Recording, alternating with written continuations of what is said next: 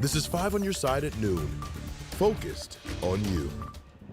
Let's take a live look outside over downtown St. Louis. We've already seen some flurries fly. Obviously, the lens is covered in raindrops, but if you look through them, you can see all those fat flakes. Thank you for joining us. I'm Ann Allred. We're starting your afternoon off with a winter weather alert as rain and snow start to sweep across the bi-state.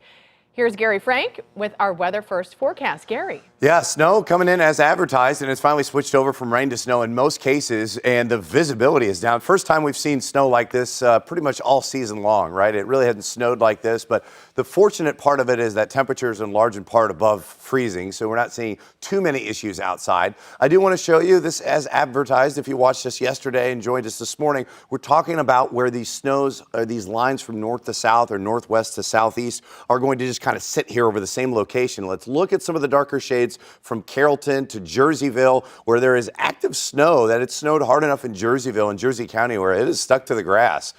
So this is an area that we're going to look at. This is overcoming the warm ground. We talked about how warm the ground is. You know it. I know it. It's been warm of recent, and now temps are still at 34 degrees. So, you know, you're still above freezing, but those snowfall rates are high enough where it's going to cause some issues even on the roads in some cases. Creve Coeur into downtown St. Louis, even into Washington, where temperatures are still right around freezing. So we'll watch those areas specifically for any issues, and then even further west.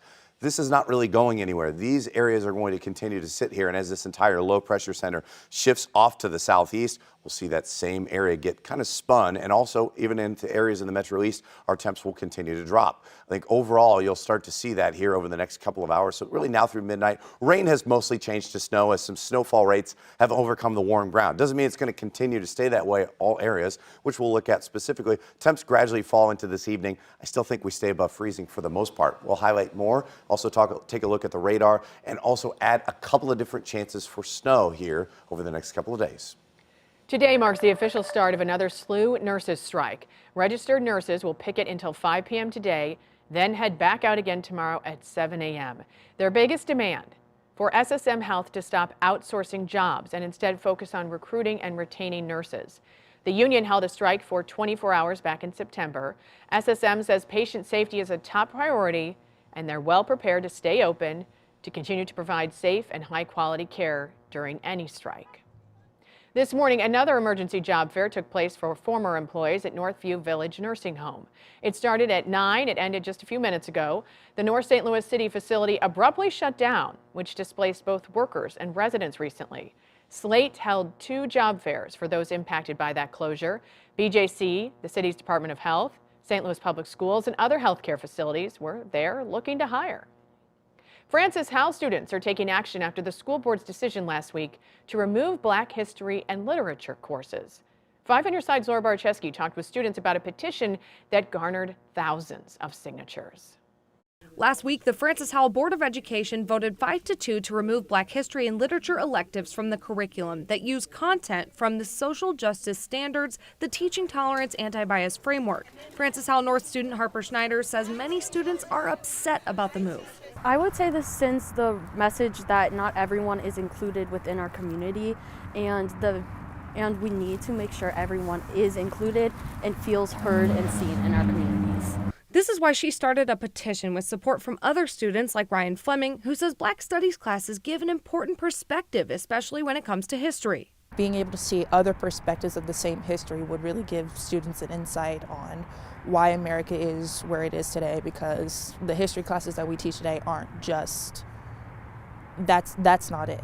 You know, there's every part of history from every different kinds of people. School Board President Adam Bertrand said in a statement there are controversial parts of the content these courses use and would, quote, be supportive of bringing these courses back after removal of this controversial standard. The superintendent didn't agree with the board and said he and the district leadership team want to make sure they could bring them back somehow. We're committed to finding a way to do that in a way that hopefully the board would be supportive of it and that we can bring back because, again, we value them and we think they are important to continue to offer for all of our students throughout the district.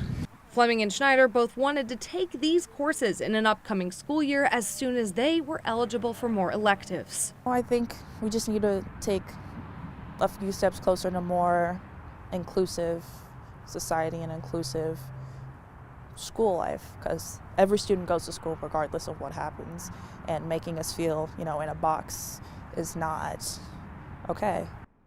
The NAACP in St. Charles County is also hosting a discussion about the issue tomorrow for interested students and parents. And the Southern Poverty Law Center just released a statement saying denying access to Black history and literature, quote, harms all students. Also today, first responders were called overnight to a home in North St. Louis City. A fire started just before 1 o'clock this morning on Newport Avenue. Firefighters said everyone inside made it out safely. They did say too many items inside the house made it difficult to see things and respond to this fire. It likely started at the back of the house. Crews are investigating another fire at a former downtown restaurant. It happened around 1:30 this morning on Olive and 6th Street. A few of the booths inside caught fire. According to St. Louis Fire Chief William Polahan, the fire seemed intentional. Today, a man is in custody in Jefferson County after he is accused of wrestling a deputy's gun away and firing a shot. It happened Tuesday in Festus on Harness Road.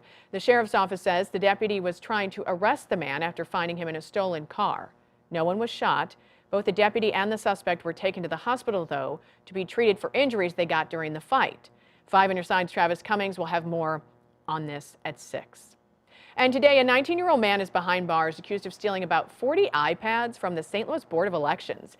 Investigators say Marion Dukes and 2 others were seen on surveillance video using a stolen key to break into the building twice last month. Those iPads are used to check people in at polling places on election days. But the election board says no personal information of voters or election integrity were impacted. Coming up, time's ticking for Illinois gun owners, the deadline to register certain weapons. And the thousands of migrants heading to the border. How many more join the caravan in a single day? And a look at a meeting between U.S. and Mexican officials. Loading dock on the river in Grafton, Illinois. Check out the historic atmosphere at the Bloody Bucket. A texting driver hit me and I had to stop working, but the insurance company only offered me this tiny check. After a car wreck, don't take a tiny check from the insurance company. I called Mike and his team and they got me $250,000. Call me.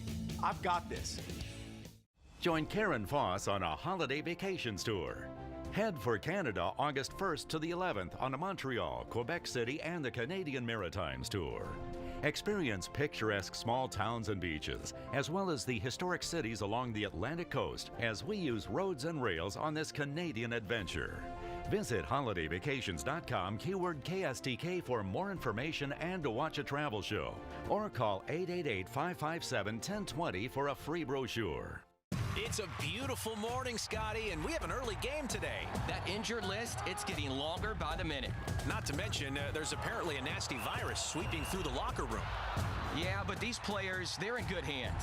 All of them need to feel their best this season, Scotty. Yes, they do, Jack, because this team is on track to win it all this year. Every day, Mercy's team is ready to take care of yours, bringing you the care you need now. Find out all the ways to access Mercy at mercynow.net. Lab Diamonds, the perfect New Year's gift. Half carat studs $149, diamond tennis bracelets $4.99 per carat. 2 carat studs $14.90, 3 carat pendants $24.90. Make her New Year, the Jewelry Exchange Overland.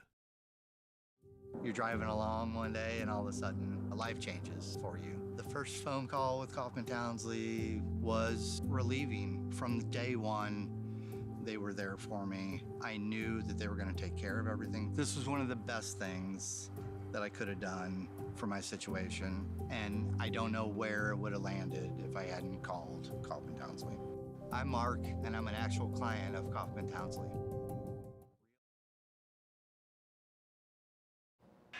Next week, the Illinois General Assembly will review a proposal by state police outlining rules to enforce the assault weapons ban.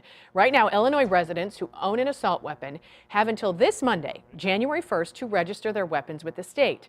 Registration has to be done online. Critics of the law say the rules are just too restrictive, while supporters advocate to expand this ban. There are nearly 2.5 million registered gun owners in the state of Illinois. A legal loss for the St. Louis couple who gained national attention when they pointed guns at protesters in their neighborhood. A state appeals court sided with a lower court judge who ruled against Mark and Patricia McCloskey getting their guns back. The couple pleaded guilty after waving guns at a social justice demonstration outside their Central West End home in 2020. In 2021, the McCloskeys filed a lawsuit arguing the pardon they received from Governor Mike Parson nullified all judgments and orders in the case. U.S. Secretary of State Antony Blinken is leading a delegation today in Mexico City. There, they'll meet with Mexican officials, including President Manuel Lopez Obrador. This comes as thousands of migrants are making their way to the southern U.S. border. NBC's Morgan Chesky has more.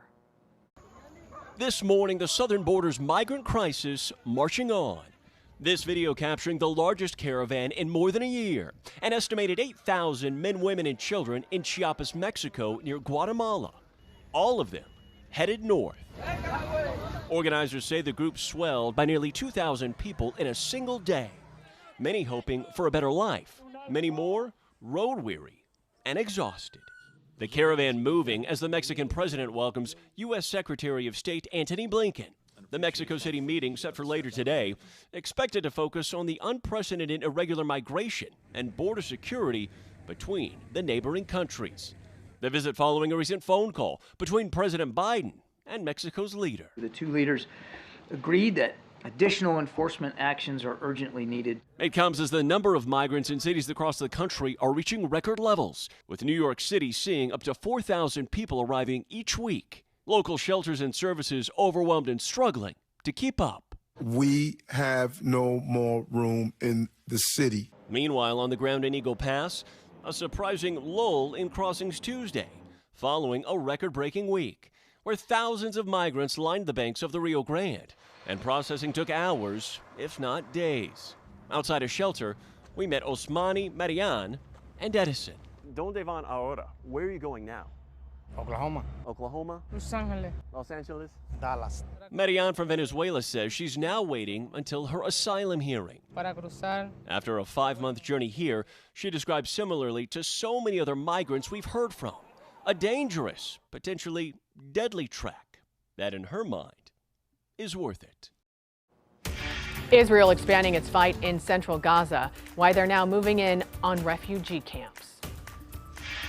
Well, snowing pretty good outside. Your visibility is down, these big wet flakes, but will it accumulate? Will it cause any issue? And when we'll see another round of snow for more people down the road?